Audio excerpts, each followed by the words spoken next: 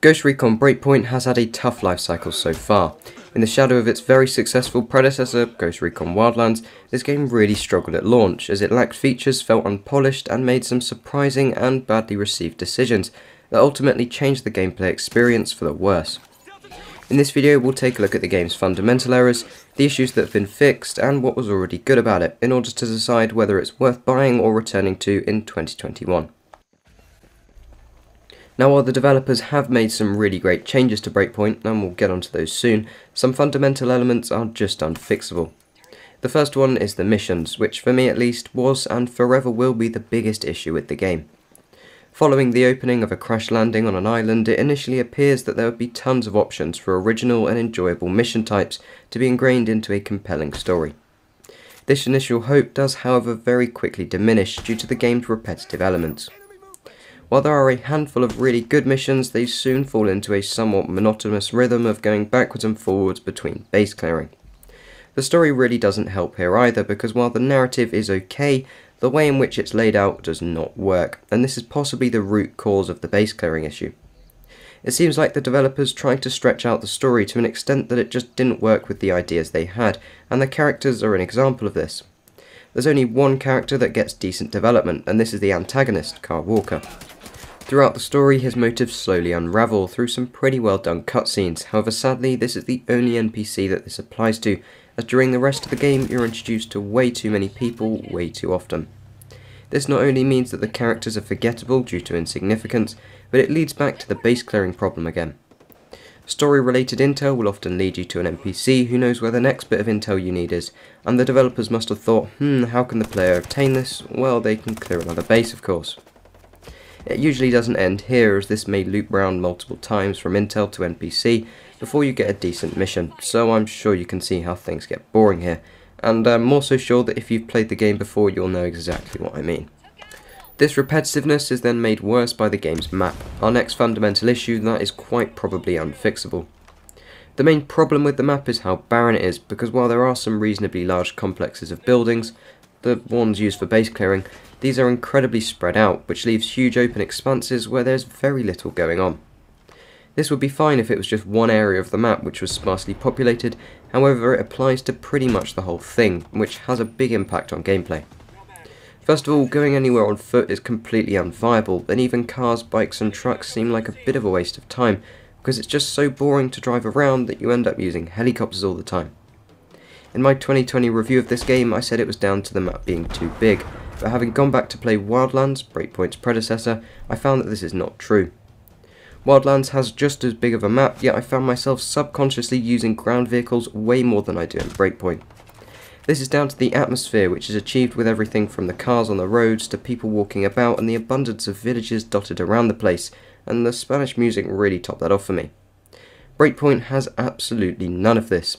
Its world feels dead, and while this bleak atmosphere does work well at times, it makes travelling between locations very dull, which is more significant than you may think, because you do spend a lot of time travelling between all those bases you're clearing. The futuristic architecture also works sometimes, but generally I found it to be quite bland, which really doesn't help the rest of the game's map problems.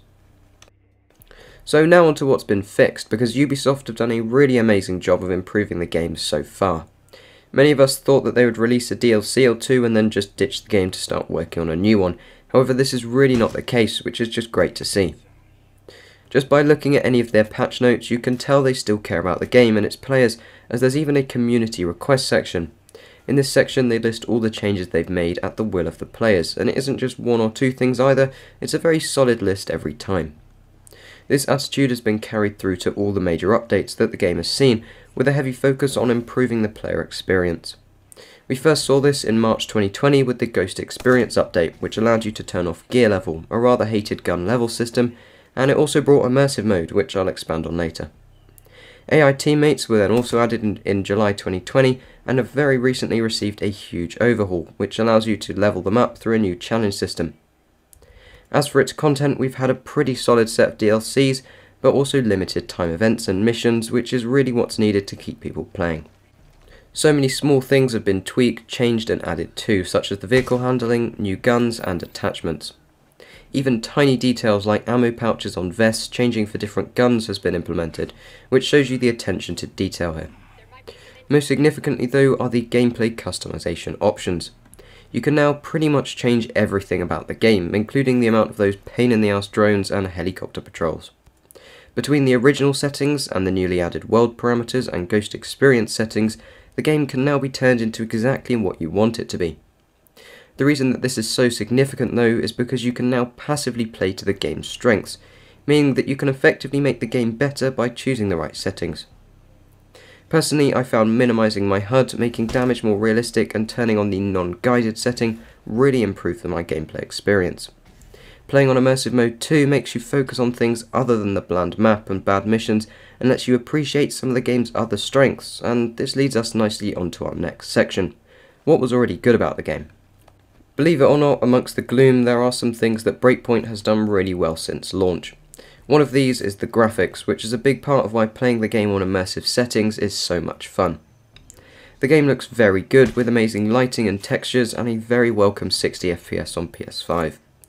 The animations are also really impressive, such as the way your clothes collect snow or how your gun will become dirty after proning in mud. The attention to detail really does show in this department, and this is one of the things that you can really appreciate in immersive mode. The gunplay has also been a big strong point since launch.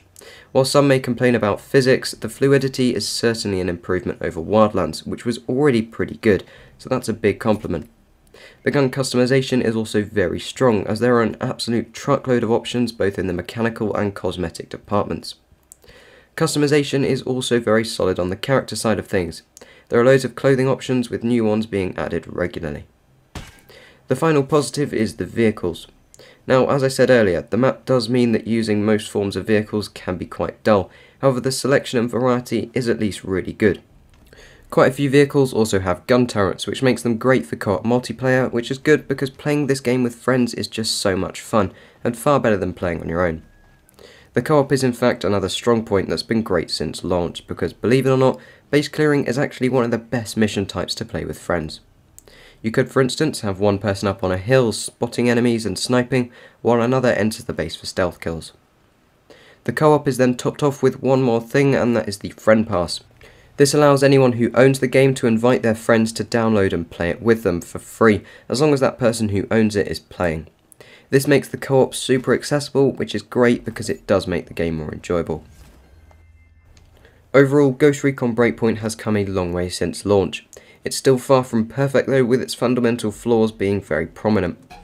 I do however believe that if you play to the game's strength with immersive mode focusing on the pure gameplay and with friends if possible, Ghost Recon Breakpoint is well worth playing.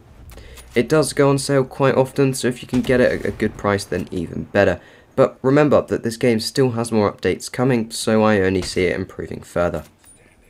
Anyway, that's all for this video. If you have enjoyed it or found it useful, then a like or even a sub would be absolutely amazing. But that's all, so thank you for watching and I'll see you in the next one.